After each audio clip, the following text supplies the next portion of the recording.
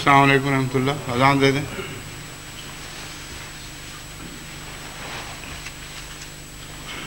اللہ اکبر اللہ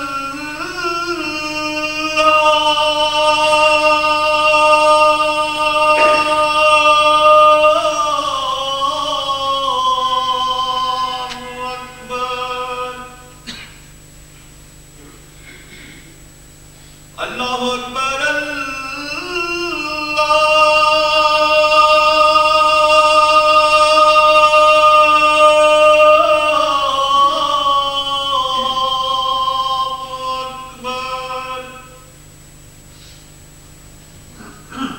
اشہد ان لا الہ الا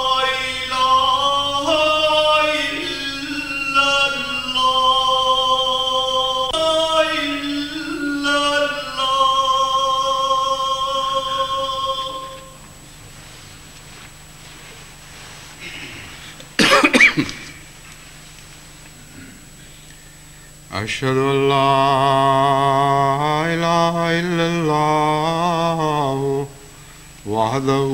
لا شریک لہ واشہد ان محمدا عبدہ ورسولہ. اما بعد فاعوذ باللہ من الشیطان الرجیم. بسم اللہ الرحمن الرحیم. الحمد للہ رب العالمین الرحمن الرحیم مالک یوم الدین. ایاک نعبد و ایاک نستعین. اہدنا الصراط المستقیم صراط الذین انعمت علیہم غیر المغضوب علیہم ولا الضالین.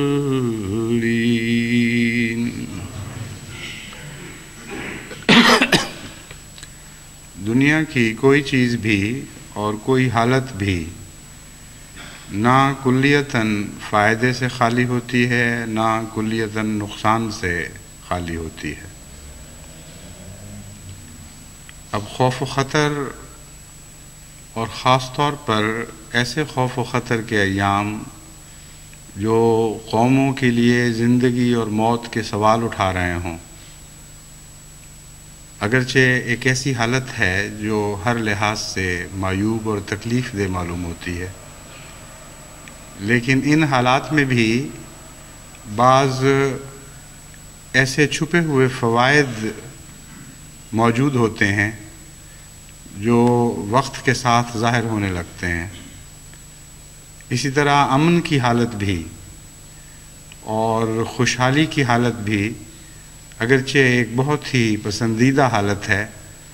لیکن ایک لمبے عرصے تک اگر امن اور خوشحالی کا دور رہے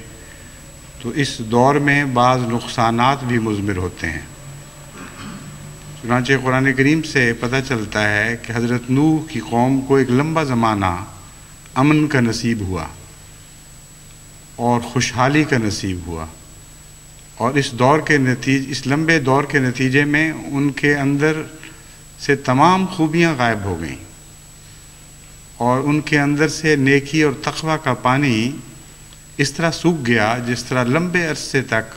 برسات نہ ہونے کی وجہ سے بعض دفعہ پانی سوکھ جایا کرتا ہے. اور بدیوں نے طغیانیاں شروع کیں اور ایسا جوش دکھایا کہ اس کے نتیجے میں اللہ تعالیٰ کی طرف سے پھر وہ عذاب نازل ہوا جس نے ان کے مقابل پر طغیانی دکھائی. بس حالتوں کے بدلنے سے خود بخود نتائج ظاہر نہیں ہوا کرتے. اگر انسان توجہ اور غور سے ان بدلتے ہوئے حالات پر غور کرے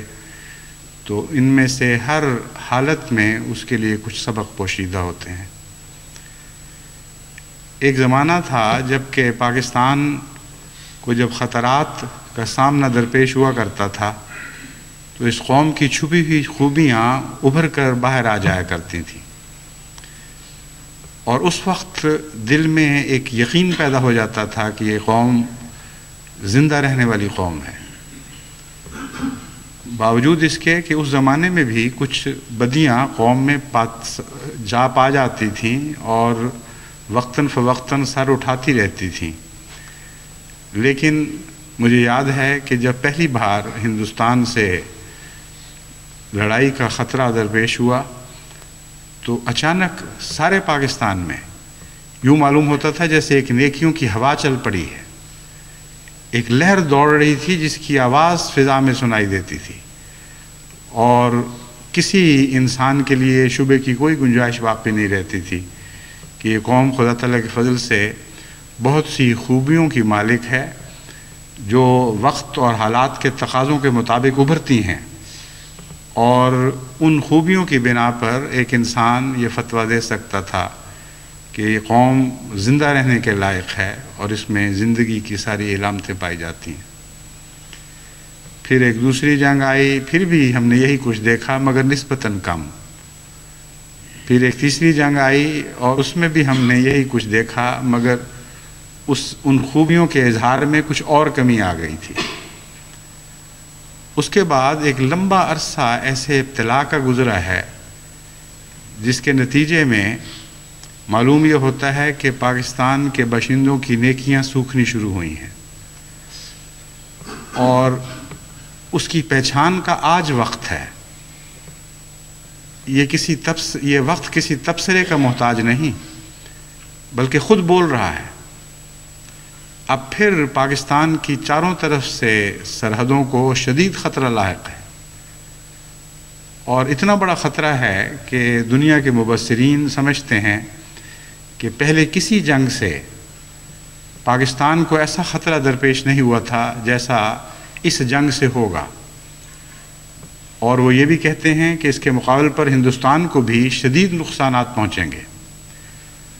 اور مبصرین کا یہ بھی کہنا ہے کہ یہ جنگ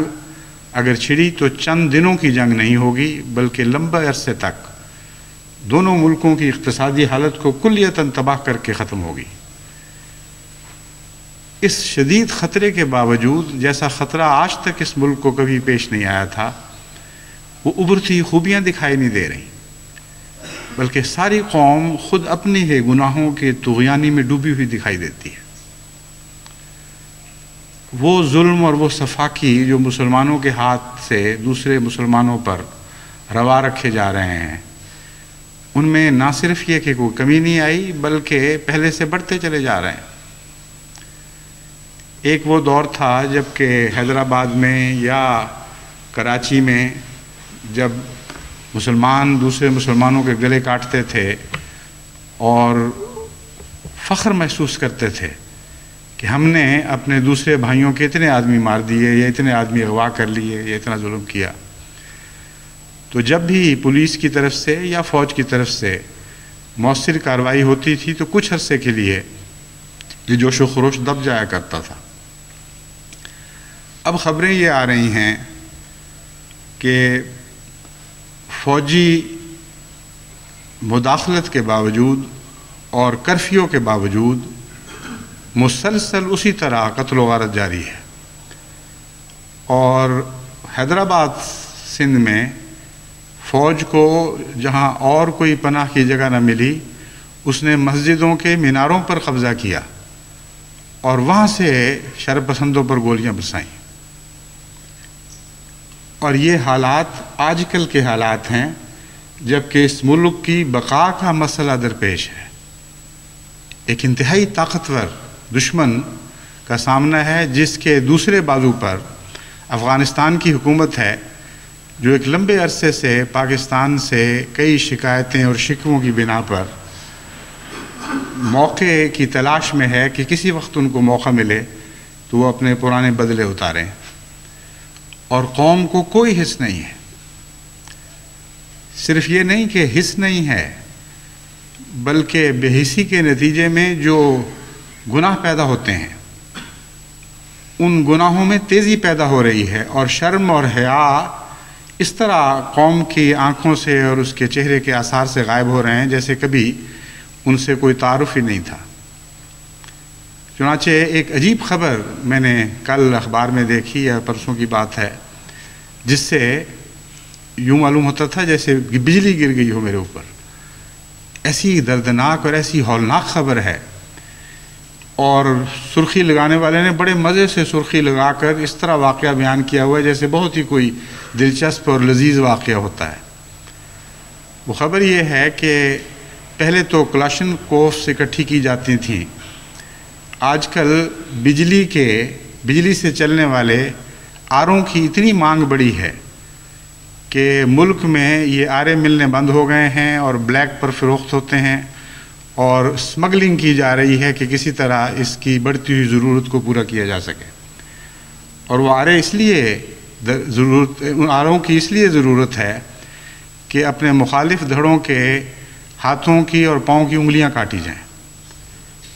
اور بجلی سے چلنے والے آروں سے وہ کہتے ہیں جو لذت محسوس ہوتی ہے دوسرے کی انگلیاں کاٹنے کی، ویسے عام آرے میں مزہ نہیں ہے۔ اور یہ خبر شائع ہو رہی ہے پاکستان کے اخباروں میں، اور کسی کے کانوں پہ جوں تک نہیں رینگی، کسی نے کوئی حیا محسوس نہیں کی، کوئی دل نہیں لرزا، اور ساتھ ہی یہ خبریں شائع ہو رہی ہیں کہ شریعت بل نافذ ہو گیا اور ہمیشہ کے لیے اسلامی شریعت اس ملک میں نافذ ہو گئی ہے۔ انا للہ و انا الیہ راجعون۔ کیا شیطانی اعمال پر بھی اسلامی شریعت نافذ ہو سکتی ہے؟ کیا یہ اسلامی اخلاق ہیں اور یہ مسلمانوں کا بھائی چارہ ہے جس کے اوپر اسلام کا رنگ کسی طرح بھی چڑھ سکتا ہے؟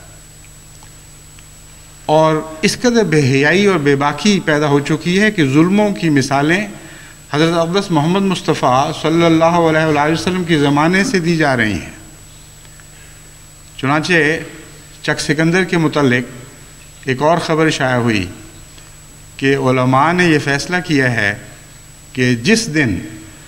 وہاں خون کی ہولی کھیلی گئی اور نہایت ہی سفاکانہ واقعات ہوئے اور احمدیوں کو ان کے مکانوں میں زندہ جلانے کی کوشش کی گئی، نہتی عورتوں کو گولیوں کا نشانہ بنایا گیا،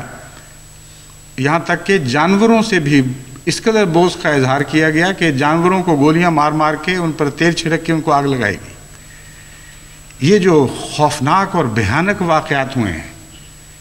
ان واقعات کا حضرت اقدس محمد مصطفیٰ صلی اللہ علیہ وآلہ وسلم اور آپ کے غلاموں کی سنت سے کوئی دور کی بھی نسبت دے تو اس نسبت دینے والے کو شیطان تو کہا جا سکتا ہے، مسلمان نہیں کہا جا سکتا۔ لیکن ان علماء نے بڑے فخر سے یہ اعلان کیا ہے کہ اس دن جس دن ہم نے یہ ظلم کیے تھے،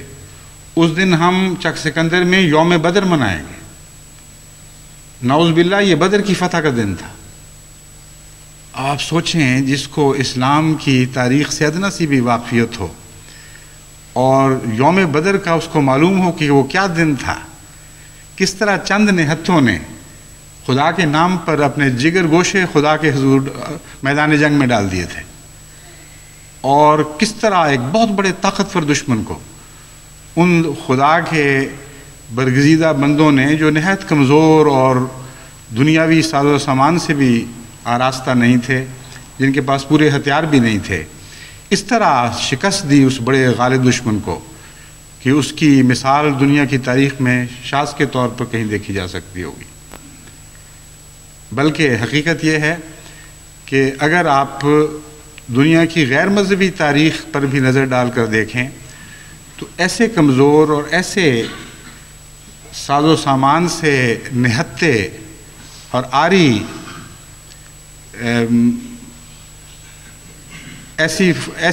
کسی ایسی چھوٹی فوج کو جو اس طرح نہتی ہو کہ ان کے ہر سپاہی کے پاس معمولی ہتھیار بھی نہ ہوں، اتنے بڑے اور غالب دشمن پر اس قسم کی غالب اور فیصلہ کن فتح کبھی نصیب نہیں ہوئی ہوگی۔ وہ لوگ تھے جنہوں نے دعاؤں کے ساتھ، تقوی کے ساتھ اور خدا سے ڈرتے ڈرتے اپنی زندگی گزاری، اور اسی حالت میں خدا کے حضور اپنی جانیں پیش کرنے کے لیے میدان بدر میں حاضر ہوئے۔ وہ فتح ان دعاؤں کی فتح تھی جو حضرت اقدس محمد مصطفیٰ صلی اللہ علیہ وآلہ وسلم اس میدان کے ایک طرف اپنے خیمے میں کر رہے تھے، اور اس قدر آپ پر گریہ و زاری کی حالت طاری تھی کہ بار بار جوش گریہ سے بدن کانپتا تھا تو آپ کے کندھے سے چادر گرتی تھی۔ حضرت ابو بکر صدیق رضی اللہ تعالیٰ عنہ جو آپ کی ذاتی حفاظت کے لیے وہاں اس موقع پر کھڑے تھے، بار بار وہ چادر اڑاتے تھے اور ان کی بھی حالت غیر ہوتی چلی جا رہی تھی۔ اس خیمے میں جو دعائیں کی گئی تھیں، یہ یوم بدر کی فتح ان دعاؤں کی فتح تھی، ورنہ میدان جنگ میں جو واقعات ہو رہے تھے ان کی روح سے ممکن نہیں ہے، کسی صورت ممکن نہیں ہے کہ اتنے بڑے اور قوی دشمن پر اتنی کمزور اور بے ساز و سامان فوج کو ایسی عظیم الشان فتح نصیب ہوئی ہو۔ چک سکندر میں جو سفاکی اور ظلم کی نئی تاریخ لکھی گئی ہے، یہ بدبخت علماء اس کو یوم بدر کے مشابہ قرار دے رہے ہیں۔ جو قانون پاکستان میں بنایا گیا ہے کہ حضرت صلی اللہ علیہ وآلہ وسلم کی گستاخی کرنے والے کو موت کی سزا ملنی چاہیے،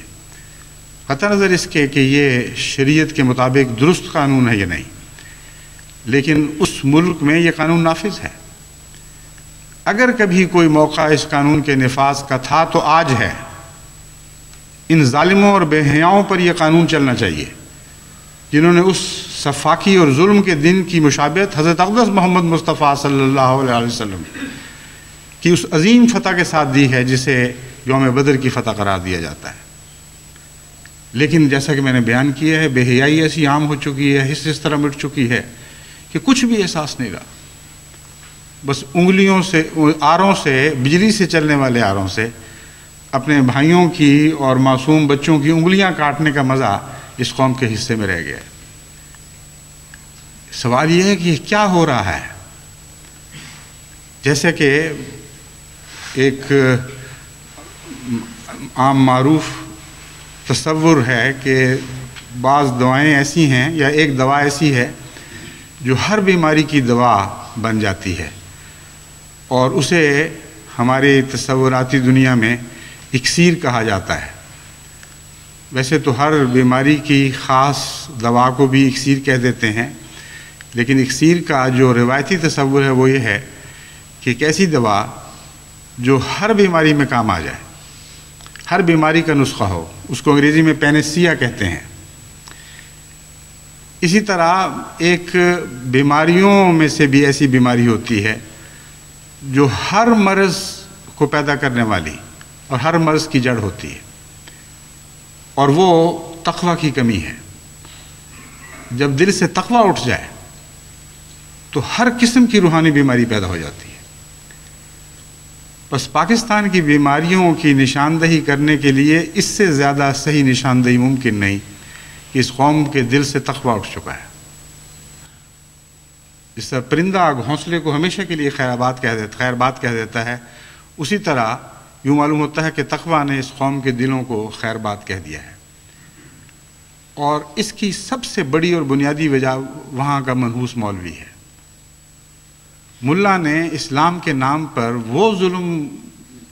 ظلموں کی ہولی کھیلی ہے، وہ فساد مچایا ہے، اس طرح قوم کے دل پھاڑے ہیں، اس طرح نفرتوں کی تعلیم دی ہے، اور اس بات سے قطع نظر کہ اسلامی اعمال اور اسلامی اخلاق کا کیا ہو رہا ہے، اپنی حکومت کے حصول کی خاطر، اپنی بڑائی کی خاطر، نام نہاد اسلامی شریعت کے نفاذ کے لیے وہ ایک لمبے عرصے سے کوشش کرتے چلے آ رہے ہیں، اور خواب یہ دیکھ رہے ہیں کہ اسلامی شریعت کے نفاذ کے ساتھ ہی مولوی کی حکومت دنیا میں قائم ہو جائے گی۔ یہ ایک نفسانی خواہش ہے جس کا اسلام سے کوئی بھی تعلق نہیں۔ اگر اسلام سے محبت ہوتی اس مولوی کو، تو اسلام کے ساتھ جو پاکستان کی گلیوں، اس کے گھروں، اس کے شہروں، اس کی بستیوں میں ہو رہا ظلم ہو رہا ہے، جو خون وہ اپنے بھائیوں کا کر رہے ہیں وہ اسلام کا خون کر رہے ہیں، یہ ان کو دکھائی نہ دیتا؟ ایک ادنا بھی اسلام سے محبت ہوتی تو معلوم کر لیتے کہ یہ سارا ملک دن بدن تمام اسلامی قدروں سے معروم ہوتا چلا جا رہا ہے۔ اتنا جھوٹ ہے، اتنا فساد ہے، اتنا ظلم ہے، اتنی رشوت ستانی ہے، اتنی بے حسی ہے کہ دنیا کی تاریخ میں کم قوموں کے حالات پاکستان کے آج کے جیسے حالات سے آپ کو دکھائی دیں گے۔ بس ان سب بلاؤں کا در حقیقت تو ایک ہی علاج ہے کہ یہ سب سے بڑی بلا جو ملا ہے، ساری قوم اس پر لعنت ڈالے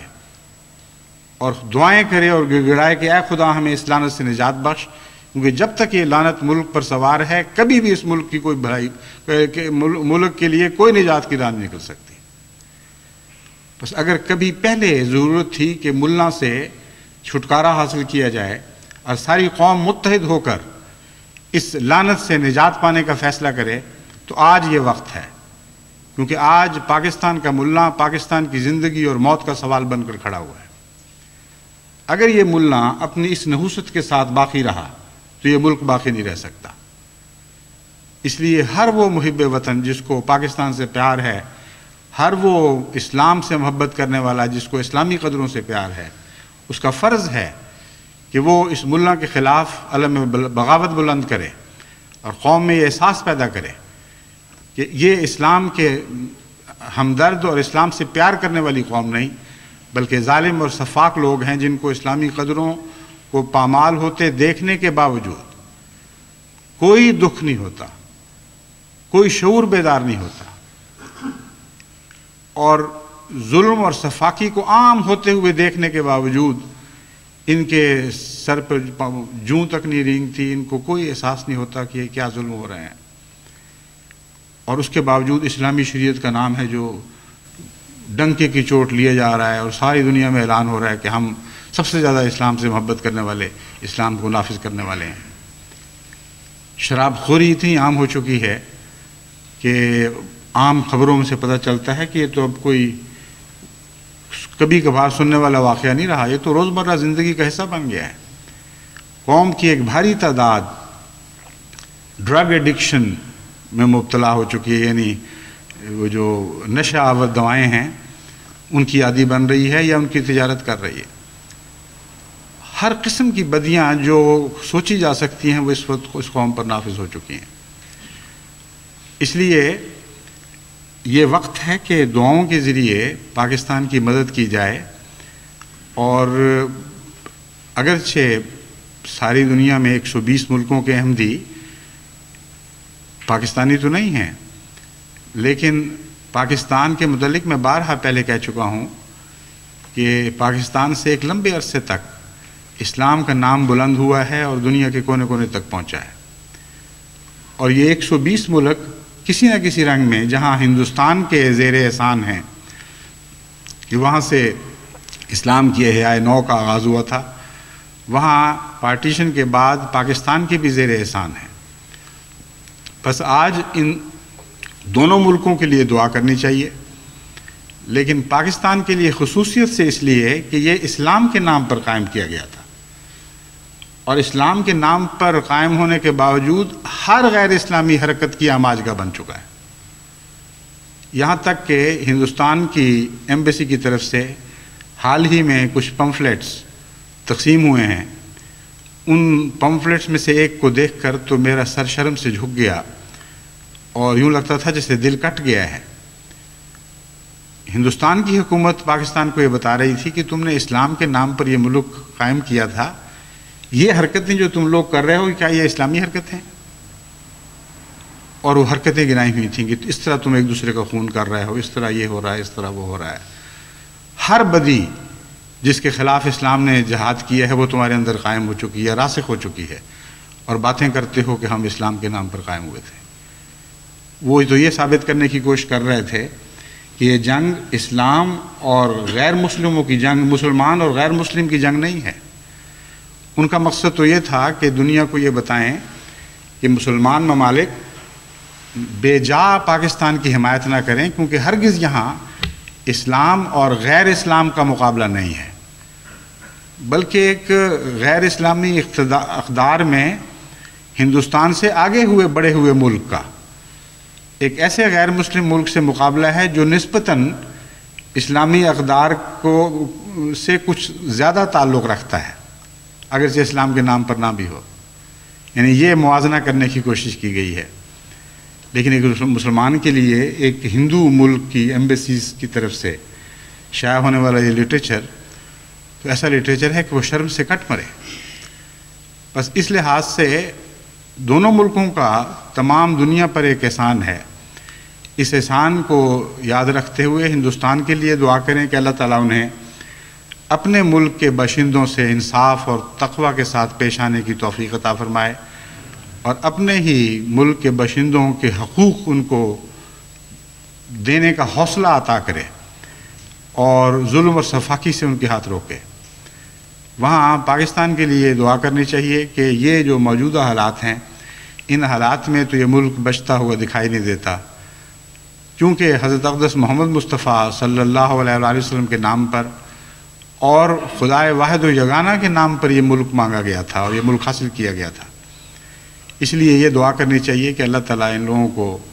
ہوش عطا کرے،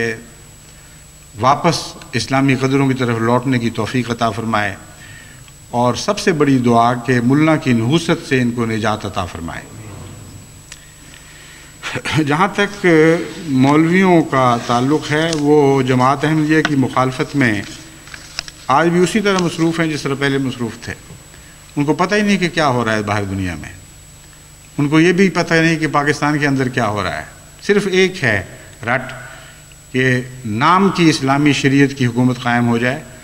اور جماعت احمدیہ کے خلاف فتنہ، فساد، افتراء پردازی،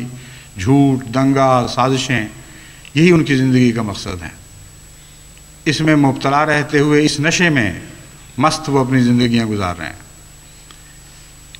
انہوں نے اپنی ہر کوشش کر دیکھی ہے، یہاں تک کہ آج ساری قوم کے لیے وہ خطرہ بن چکے ہیں.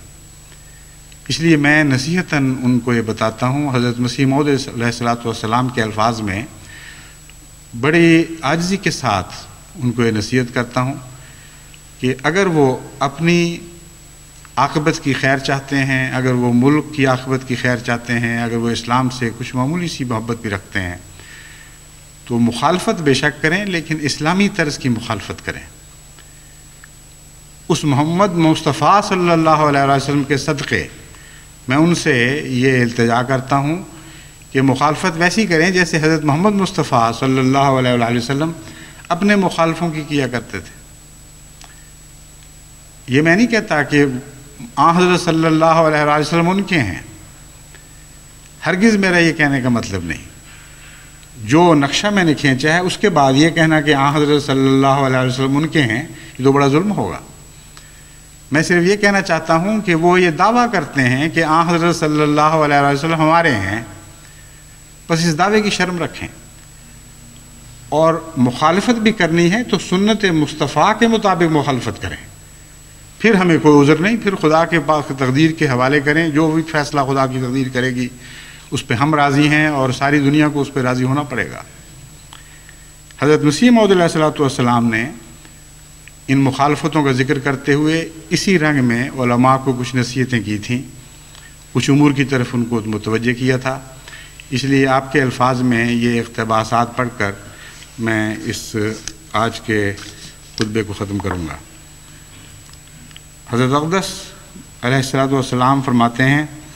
خدا تعالیٰ اپنی تائیدات اور اپنے نشانوں کو ابھی ختم نہیں کر چکا، اور اسی کی ذات کی مجھے قسم ہے کہ وہ بس نہیں کرے گا جب تک میری سچائی دنیا پر ظاہر نہ کر دے. بس اے تمام لوگوں جو میری آواز سنتے ہو، خدا کا خوف کرو اور حد سے مت بڑھو. اگر یہ منصوبہ انسان کا ہوتا تو خدا مجھے ہلاک کر دیتا اور اس تمام کاروبار کا نام و نشان نہ رہتا. مگر تم نے دیکھا ہے کہ کیسی خدا تعالیٰ کی نصرت میرے شامل حال ہو رہی ہے، اور اس قدر نشان نازل ہوئے جو شمار سے خارج ہیں. دیکھو کس قدر دشمن ہیں جو میرے ساتھ مباہلہ کر کے ہلاک ہو گئے. اے بندگان خدا کچھ تو سوچو، کیا خدا تعالیٰ جھوٹوں کے ساتھ ایسا معاملہ کیا کرتا ہے؟ پھر فرماتے ہیں کون جانتا تھا اور کس کے علم میں یہ بات تھی کہ جب میں ایک چھوٹے سے بیج کی طرح بویا گیا اور بعد اس کے ہزاروں پیروں کے نیچے کچلا گیا، اور آندھیاں چلیں اور طوفان آئے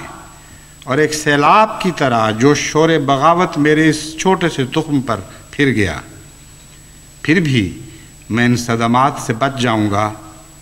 یعنی کون جانتا تھا کہ اس سب کے باوجود میں ان صدمات سے بچ جاؤں گا؟ سو وہ تخم خدا کے فضل سے ضائع نہ ہوا، بلکہ بڑھا اور پھولا، اور آج وہ ایک بڑا درخت ہے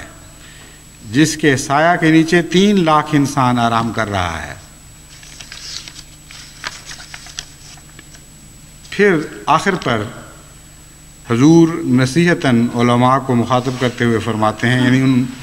مخالف علماء کو جنہوں نے اپنی زندگیاں احمدیت کو نیست و نابود کرنے کے لیے وقف کر رکھی ہوئی تھیں اور آج بھی کی ہوئی ہیں، میں نصیحتاً للہ مخالف علماء اور ان کے ہم خیال لوگوں کو کہتا ہوں کہ گالیاں دینا اور بدزبانی کرنا طریق شرافت نہیں ہے۔ اگر آپ لوگوں کی یہی طینت ہے تو خیر، آپ کی مرضی، لیکن اگر مجھے آپ لوگ کاذب سمجھتے ہیں تو آپ کو یہ بھی تو اختیار ہے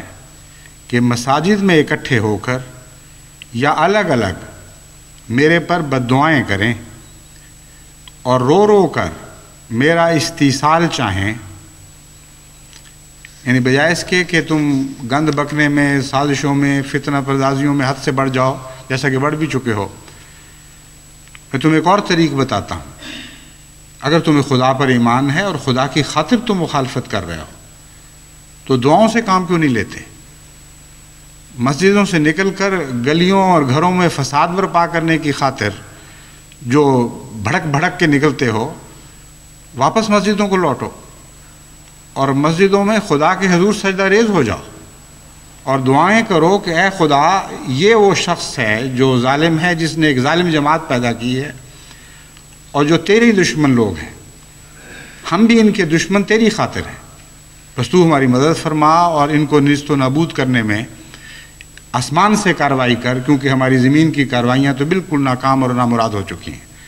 یہ مراد ہے کہ اس رنگ میں تم دعائیں کرو، استیصال چاہو، یعنی مجھے کلیتاً ملیا میٹ کر دینے کے لیے دعائیں کرو، جڑوں سے اکھیڑ پھینکنے کے لیے دعائیں کرو۔ پھر اگر میں کاذب ہوں گا تو ضرور وہ دعائیں قبول ہوں گی، اور آپ لوگ ہمیشہ دعائیں کرتے بھی تو ہیں، آپ لوگ ہمیشہ دعائیں کرتے بھی ہیں، لیکن یاد رکھیں کہ اگر آپ اس قدر دعائیں کریں کہ زبانوں میں زخم پڑ جائیں اور اس قدر رو رو کر سجدوں میں گریں کہ ناک گھس جائیں اور آنسوؤں سے آنکھوں کے حلقے گل جائیں اور پلکیں جھڑ جائیں،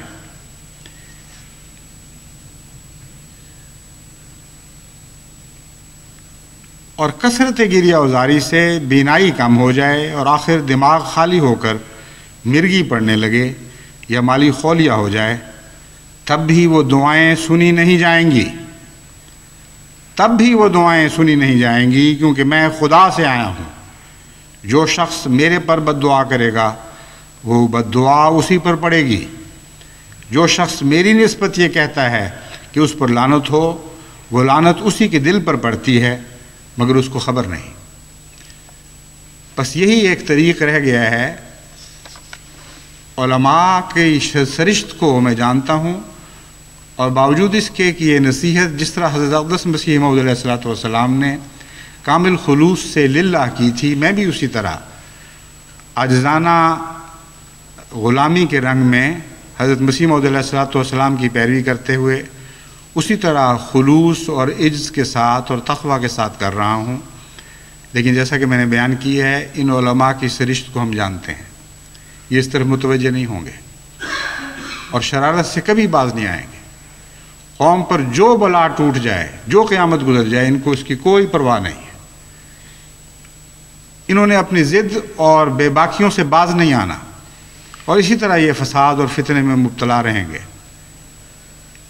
لیکن میں آج یہ بھی ان کو بتانا چاہتا ہوں اور جماعت احمدیہ کو یہ خوشخبری دینا چاہتا ہوں کہ خدا تعالیٰ نے مجھے ایک عظیم الشان خوشخبری عطا کی ہے جس کے پورا ہونے کے دن آ چکے ہیں۔ میں نے چند دن ہوئے رویا میں دیکھا کہ تذکرہ میرے سامنے کھلا پڑا ہے اور اس کے ایک طرف ایک پیراگراف ہے جس پر میری نظریں مرکوز ہیں، اور میرے ذہن میں یہ اللہ تعالیٰ کی طرف سے ڈالا گیا ہے کہ حضرت مسیح موعود علیہ الصلوۃ والسلام کی وہ پیشگوئی ہے جس کے پورا ہونے کے دن آ چکے ہیں۔ اور وہ پیشگوئی میں پڑھتا ہوں، اس میں سے سب سے مرکزی بات جس پر میری نظر اٹک جاتی ہے اور بہت ہی دل کو وہ طرز بیان لذت پہنچاتا ہے، وہ یہ ہے کہ یہ علماء اپنی مخالفت سے باز نہیں آئیں گے، اور جس طرح دکھ اور آزار پہنچانے کے لیے دن رات کوشش کر رہے ہیں اسی طرح کرتے چلے جائیں گے۔ لیکن جس طرح خزاں کے موسم میں بھیڑوں کے ڈنگ جھڑ جاتے ہیں اور نیش زنی کرنے سے عاجز آ جاتے ہیں، یہ نہیں کہ ان کا دل نہیں چاہتا۔ پنجابی میں تو ہم ان کو دوگا کہا کرتے تھے، اردو میں مجھے علم نہیں، لیکن وہ الفاظ جو الہام کے وہاں لکھے ہوئے ہیں وہ دوگے کے لفظ ہی لکھے ہوئے ہیں، اور وہ الفاظ یعنی مضمون تو بالکل یہی ہے۔ الفاظ ممکن آگے پیچھے ہو چکے ہوں، ذہن میں پوری طرح وہ یاد نہ رہے ہوں۔ وہ یہ تھے کہ مولوی تو اپنی شرارتوں سے باز نہیں آئیں گے اور ڈنگ مارتے چلے جائیں گے، لیکن خدا کی تقدیر ان کو دوگا کر دے گی اور ڈنگ مارنے کی طاقت ان سے جاتی رہے گی۔ بس یہ وہ خوشخبری ہے جو میں دیکھ رہا ہوں کہ لازماً اس کے پورا ہونے کے دن آ رہے ہیں، کیونکہ اللہ تعالیٰ نے یہ خبر عطا فرمائی ہے۔ اور میں نہیں جانتا کہ حضرت مسیح موعود علیہ السلام کے الہامات میں ان الفاظ میں کوئی پیشگوئی تھی یا نہیں تھی، مگر جس رنگ میں خدا نے مجھے یہ خبر دی ہے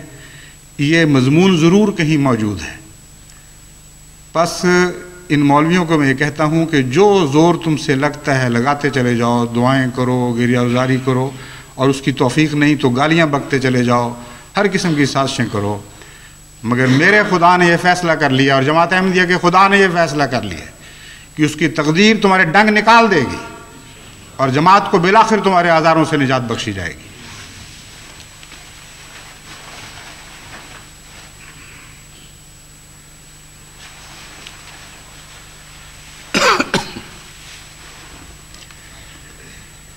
الحمد لله نحمده ونستعينه ونستغفره ونؤمن به ونتوكل عليه ونعوذ بالله من شرور أنفسنا ومن سيئات أعمالنا من يهده الله فلا مضل له ومن يضلله فلا هادي له ونشهد أن لا إله إلا الله وحده لا شريك له ونشهد أن محمدا عبده ورسوله عباد الله رحمكم الله إن الله يأمر بالعدل والإحسان وإيتاء ذي القربى وينهى عن الفحشاء والمنكر والبغي يعظكم لعلكم تذكرون اذكروا الله يذكركم وادعوه يستجب لكم ولذكر الله أكبر۔ آج چونکہ جمعے کے بعد ایک سفر اور درپیش ہے چند دن کے لیے، اس لیے جمعے کی نماز کے ساتھ ہی عصر کی نماز بھی جمع ہوگی۔